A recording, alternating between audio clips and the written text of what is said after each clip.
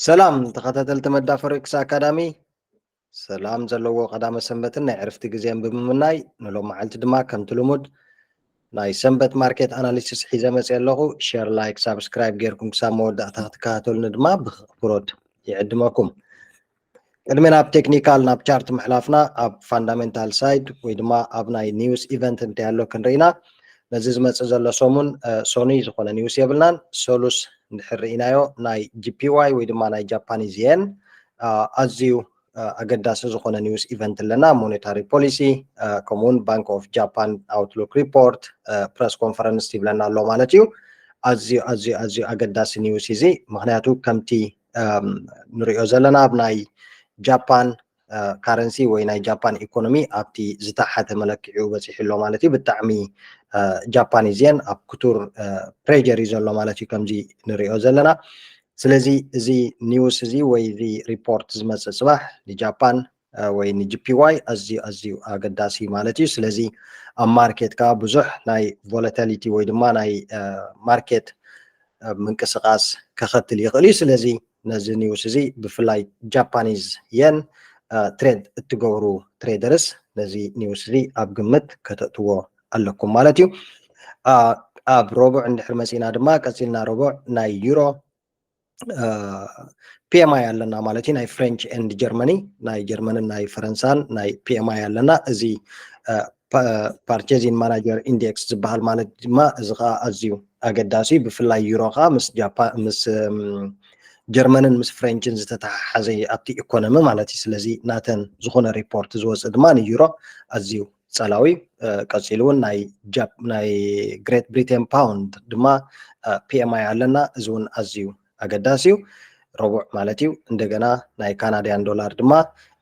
ሞኔታሪ ፖሊሲ ሪፖርት ኣለና ማለት እዩ። እዚ ከዓ ኣዝዩ ኣገዳሲ ንካድ እዚ ከዓ ናይ ኢንተረስት ሬት ይኹን ናይ ኢንፍሌሽን ብዙሕ ሪፖርት ዝወፀሉ ስለዝኾነ ኣዝዩ ኣገዳሲ። ስለዚ ብሓፈሻ ክንሪኦ ከለና ነዚ ሰሙን እዚ ብዙሕ ኒውስ ኣለና ማለት እዩ። ክሳብ ሓሙስ እንድሕር ርኢናያ ድማ አንኤምፕሎይመንት ክሌም ናይ ዩኤስ ኣለና። ብዙሕ ኒውስ ዘለዋ ዊክ እያ ክትከውን። ስለዚ ጎኒ ጎኒ ናይቲ ቴክኒካል ኣናሊሲስ ወይ ድማ ናይቲ ሰትኣፕ ሕጂ ንሪኦ ጎኒ ጎኒ ድማ ነዚኦም ኒውስ እዚኦም በብሰዓቶም ኣብ ግምት ከነእትዎም ኣለና። ብፍላይ ድማ እዚኣ ናይ ጃፓን ዝበልናያ ናይ ጂፒዋይ ብዙሓት ናይ ጂፒዋይ ቴክኒካል ኣናሊሲስ ሰትኣፕ ሒዘ መፅአ ስለ ዘለኹ እዚኣ ከይረሳዕኩም ኣብቲ ናትኩም ፕላን ወይ ኣብቲ ናትኩም ናይ ትሬዲንግ ካላንደር ኣብኡ ብምእታው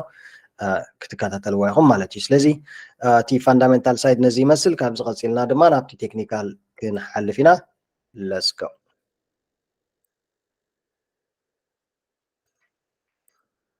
ኦኬ ሶ ቅድሚ ናብ ቴክኒካል ምሕላፍና ኤጌን ናይ ዲኤክስዋይ ክንርኢና ማለት እዩ። ዲኤክስዋይ ከመይ ኣሎ? ዲኤክስዋይ እንድሕር ርኢና ብሓፈሻ ዲኤክስዋይ ማለት ከዓ ናይ ኣቨሬጅ ናይ ዶላር ማለት እዩ ምስቶም ሜጀር ናይ ካረንሲ ዝበሃሉ ከም ዩሮ፣ ግሬት ብሪቴን ፓውንድ፣ ካናድያን ዶላር፣ ስዊስ ፍራንክ፣ ጃፓኒዝ የን ከምኡውን ናይ ስዊዲሽ ክሮና ዝኣመሰሉ ፓየርስ ማለት እዩ ምስቶም ሓያላት ዝበሃሉ እዚኦም 6 ፓየርስ ናቶም ኣቨሬጅ እዚ ዲኤክስዋይ ዝበሃል ማለት እዩ። ስለዚ ዲኤክስዋይ ማለት መምዘኒ ናይ ዶላር እዩ። ስለዚ ዶላር እንድሕር ምዚኦም ፓየርስ እዚኦም ሓይሊ ይጎድላሉ ኮይኑ ወይ ድማ ይውስኻሉ ከም መዐቀኒ እንሪኦ ኢና ማለት እዩ። ስለዚ ኣቨሬጅን ናይ ዶላር እዩ ዲኤክስዋይ። ኣቨሬጅ ናይ ዲኤክስዋይ እንድሕር ርኢናዮ ፕራይስ ኣብ ናይ ቢሪሽ ማርኬት ነይሩ ማለት እዩ። ንውሕ ዝበለ ግዜ ከምዚ ንሪኦ ዘለና ዶላር ወዝ ፎል ዳውን። ሕጂ እንድሕር ርኢናያ ድማ ናይ ሪካቨሪ ፕራይስ ሃየር ሃይዝ ፎርም እናገበረልና ይኸይድ ኣሎ ማለት እዩ። ብናይ ቴክኒካል ሳይድ ሕጂ እንድሕር ርኢናያ ድማ ኣብዚ ፎርም ገይርልና ዘሎ ኣዝዩ ኣገዳሲ ዝኾነ ናይ ሳፖርት ሌቨል ፕራይስ ብሬክ ገይርልና ኣሎ። ስለዚ there is probability ፕራይስ ነዚ ኤርያ ሪትሬስ ገይሩ ኦል ደ ዌይ ሙቭ ናይ ምኻድ ተኽእሎ ክህልዎ ይኽእል እዩ ማለት እዩ። ኣት ኤኒ ታይም ግን ነዚ ማርኬት ነዚ ኤርያዝ እንድሕር ብሬክ ክገብረልና ዘይክኢሉ ፕራይስ እንድሕር ብሬክ ገይርልና ድማ ናይ ኮንቲኔሽን ሴል ክንርኢ ንኽእል ኢና ማለት እዩ ኣብ ናይ ዲኤክስዋይ። ሕጂ እዚ ዲኤክስዋይ ከም መለክዒ ወይ ድማ መምዘኒ ናይቶም ካልኦት ፓየርስ ኢና ንሪኦ እምበር ንዕኡ ትሬድ ንገብሮ ማለት እውን ኣይኮነን። ስለዚ ከም መወከሲ ንክንሪኦ ስለ ዝደለና ኢና። ስለዚ كم موكسي USD سترونج خون تقولتات كم زلون رئلنا مالتيو سو قصلنا ناب يورو USD كنجمرينا يورو USD اندحرينا بتي ناي لاست ويك برايس كابزي ارياز وي كابزي ترابزي بريك اند ريتست خبرنا مو سيل بوزيشن كريلنا انالايز غيرنا نيرنا كم زريو زلنا دما كومبليتلي برايس بريك غيرنا لو ات ذا سيم تايم ريتست غيرنا دما اول ذا واي برايس سيل تويدو قني مالتي حجي اندحرينا دما نزي ناي لاست ويك زنبره area ወይ ናይ ላስት ዊክ ዝነበረ ማርኬት ንዑ ሪትሬስ ገይርልና ኣሎ ከምዚ ንሪኦ ዘለና ስለዚ እንታይ ክንፅበይና ካብዚ ኤሪያ እዚ ሪጀክሽን ካንድል ንድሕረኺብና ሴል ፖዚሽን ክንወስድ ኢና ማለት እዩ ፕራይስ ብክልተ መንገዲ ሴል ፖዚሽን ክንኣቱ ኢና ኣብዚ እንድሕር ቢሪሽ ካንድል ፎርም ኮይንልና ስቶፕ ሎስ ናና ኣባብ ጌርና ሴል ፖዚሽን ንዕዝ ተዘይኮይኑ ድማ ፕራይስ ነዚ ናይ ላስት ዊክ ዝነበረ ኪ ፖይንት ወይ ኪ ዞን ንዑ ብሬክ እንድሕር ጌርና ድማ ካብዚ ሴል ፖዚሽን ሒዝና ክሳብ 1.07 ኤርያ ንሴል ፖዚሽን ክንከይድ ንኽእል ኢና ማለት እዩ ኣት ኤኒ ታይም ግን ከምዚ ዝበልናዮ ምስ ናይ ኒውስ ኢቨንት ዘሎ ዊ ዶንት ኖ ዋት እንታይ ከጋጥም ይኽእል ኣት ኤኒ ታይም ግን ፕራይስ እንድሕር ኮምፕሊትሊ ብሬክ ጌርና ነዚ ስትራክቸር እዚ ሪቴስት ተፀቢና ድማ ባይ ከምዚ ክንርኢ ኢና ማለት እዩ ስለዚ ዩሮ USD ኣብ ኣዝዩ ኣገዳሲ ለበል ኣገዳሲ ፖይንት ላትና ማለት እዩ ስለዚ ብከምዚያ ጌርኩም ማርክ ብምግባር ድማ ንዩሮ USD ክንፅበያ ኢና ማለት እዩ ቀፂልና ጂዩ ክንርኢ ኢና GBP USD GBP USD it is a bit tricky ማለት እዩ ኣብ ናይ GBP USD ማርኬት ከም ዝርዮ ዘለና ኣብ ናይ sideways move ወይ ድማ ኣብ ናይ ሬንጅን ኣትሎ ማለት እዩ ከም ዝርዮ ዘለና ግን እንታይ ኣለና ኣብዚ ብናይ ፎርሄድ ታይም ፍሬም ኣዝዩ ንእሽተይ ሳብ ዞን ማለት እዩ ናይ ፎርሄድ ታይም ፍሬም ፎርም ገይርልና ኣሎ ስለዚ ፕራይስ ኣት ኤኒ ታይም ነዚ 1.27 ኤርያ እንድሕር ብሬክ ገይርልና ክሳብ ኣብዚ ባይ ክንብል ንኽእል ኢና እቲ ዝዓበየ ባይ ክንሕዘሉ ንኽእል ናይ ፓውንድ ግን 1.28 ብሬክ እንድሕር ኮይኑ ማለት እዩ 1.28 ነዚ ኤርያ እንድሕር ፕራይስ ብሬክ ገይርልና ዳስ the biggest buy ኣብ ናይ ፓውንድ ማለት እዩ ነዚ እንድሕር ባይ ገይርልና ስትሬት ኣዌይ ፕራይስ ብሬክ እንተገይርልና ሶሪ ክሳብ 1.31 ናይ ምውፃእ ተኽእሎ ክህልዎ እዩ ማለት እዩ ስለዚ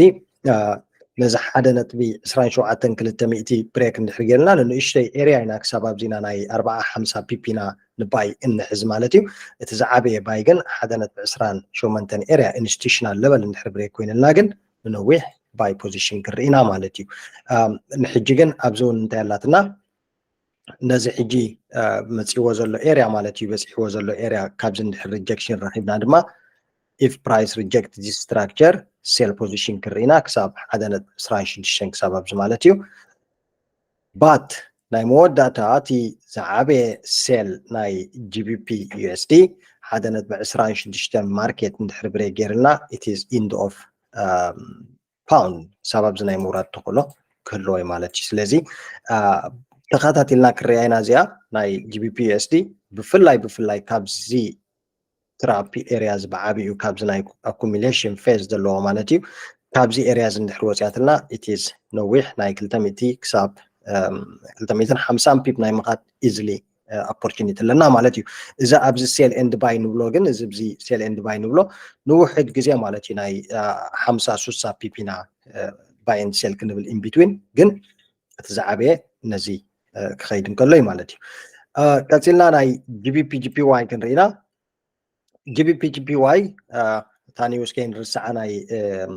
ሶሉስ ዘላ ማለት እዩ so overall እንድሕርኢና this market is last week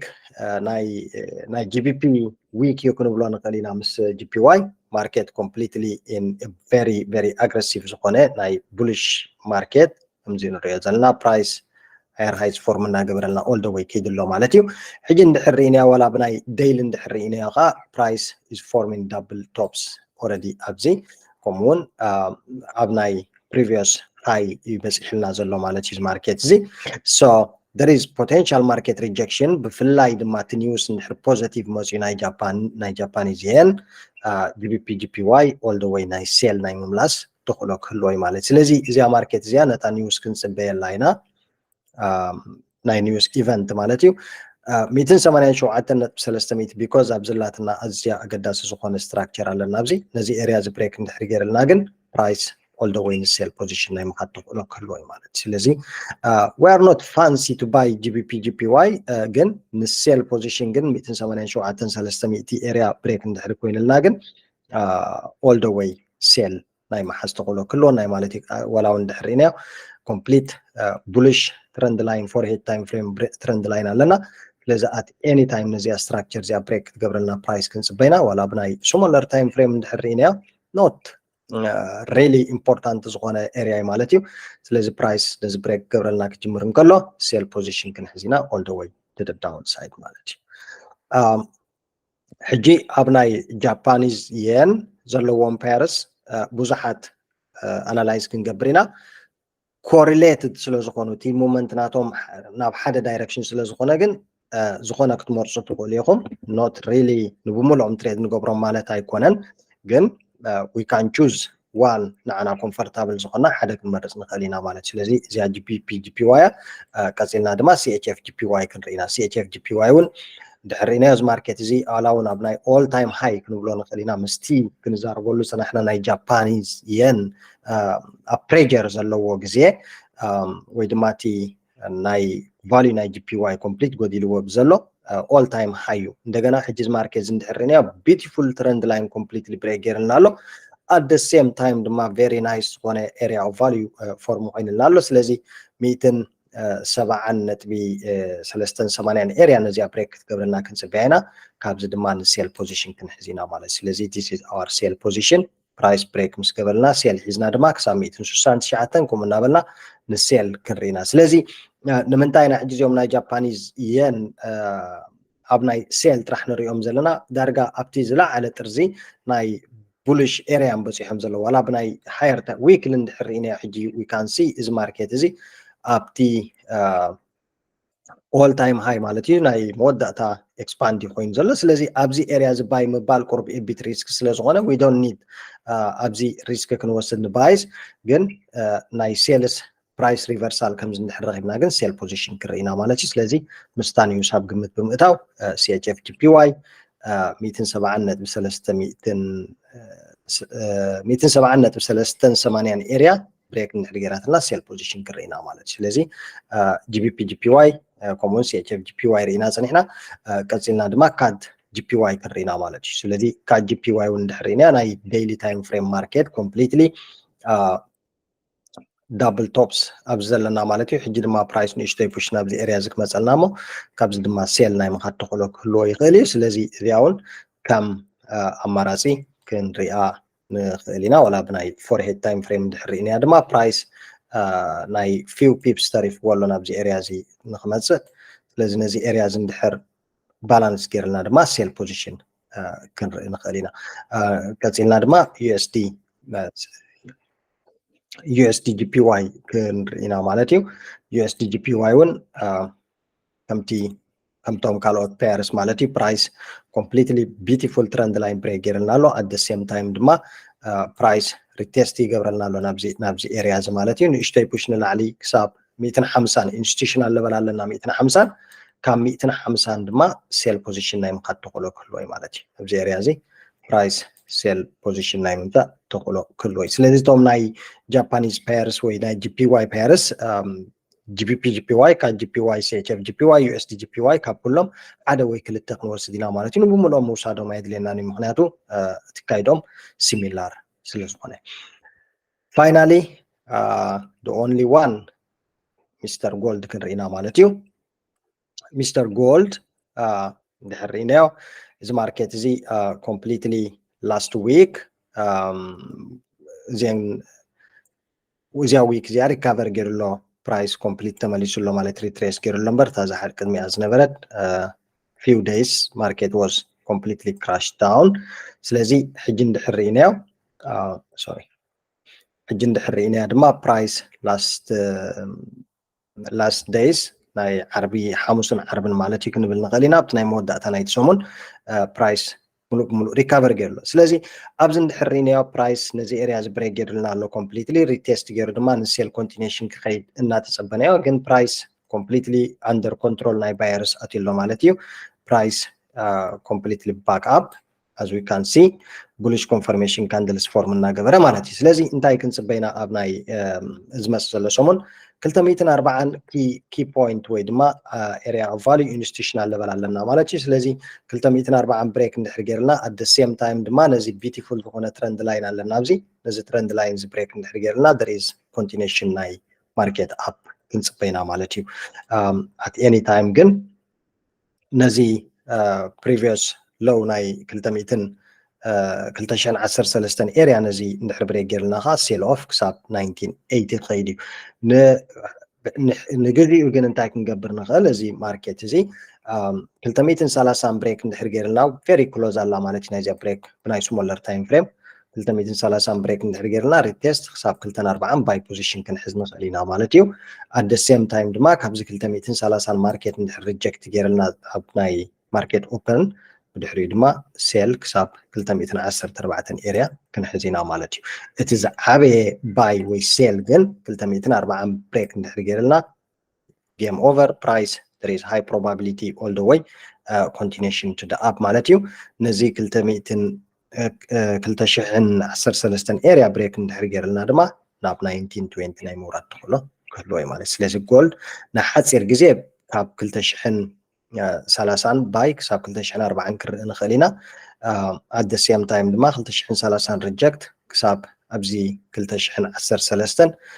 ሴል ክንርኢ ንኽእል ኢና እቲ ዝዓበየ ሴል ኤንድ ባይ ግን 2040 ብሬክ ተገይርልና እዩ ከምኡውን ነዚ ስትራክቸርስ ብሬክ ተገይርና ድማ ናብ 1920 ናይ ምውራድ ተኽእሎ ክህልዎ እዩ ማለት ስለዚ ያ ናይ ጎልድ እዚኣ እቶም ካልኦት ፔርስ ድማ ከምቲ ዝረኣናዮም ዩሮ ዩኤስዲ ጂቢፒ ዩኤስዲ ከምኡውን እቶም ኣርባዕተ ናይ GPY ፋሚሊ ቃሪእና ኣለና ምስ ጎልድ ያ ነሶምን እዚኦም እዮም ናህና ፖቴንሻል ትሬድ ናህና ፕሮፐር ሪስክ ማኔጅመንት ኩሉ ግዜ ዘዘኻኽረኩም ዝደሊ ሪስክ ማኔጅመንት ኢዝ ኪንግ ብዘይ ሪስክ ማኔጅመንት ክንዲ ዝረኸብና ትሬድ ንርከብ ዋላ ሓንቲ ክንዕወት ኣይንኽእልና ስለዚ ትሬድ ሴፍ ሪስክ ማኔጅመንት ፕሮፐር ተጠቂምና ማለት እዩ ኣብ ናይ ላስት ዊክ እንድሕር ርኢናዮም ንኣብነት ናይ በዓል ዩሮ ሲኤችኤፍ ክንዲ ምንታይ ፒፕ ከይዶም ኣለዉ ብዙ ክትርእይዎም ትኽእሉ ኢኹም ካብ ናይ ሰንበት ናይ በዓል ዩኤስዲ GPY ሶሪ ዩኤስዲ ሲኤችኤፍ እውን ክትርእይዎም ትኽእሉ ኢኹም ከመይ ከይዶም ኣለዉ ብዙሓት ፔርስ ኣናላይዝ ዝገበርናዮም ላስት ዊክ ዳርጋ ኩሎም ፐርፌክት ከይዶም እዮም ሕጂ ድማ ነዚኦም ፔርስ እዚኦም ዓቕሊ ጌርና ብዙሕ ከይተሃወኽና ተፀቢና ሓደ ክልተ ፓየር ካብኦም ወሲድና ከም ዝርኦ ዘለና 200-300 ፒፕ ኢዝሊ ክንረክብ ንኽእል ኢና ስለዚ እታ ክላበዋ ዝደሊ ግን ዩዝ ፕሮፐር ሪስክ ማኔጅመንት ያ ኣብ ካልእ ቪድዮ ክንራኸብ ኢና ሰሰናዩ ሼር ላይክ ሳብስክራይብ ኣይንረስዕ እዚኣ ቻነል ናትኩም እያ ኩሉ ግዜ ድማ ንዓኹም ሓጋዚ ዝኾነ ኮንተንት ከምዚ ከዳልወላ እያ ማለት እዩ ቀፃሊ ቪድዮ ይራኸበና ሰሰናዩ ሰናይ ናይ ትሬዲንግ ዊክ Ciao.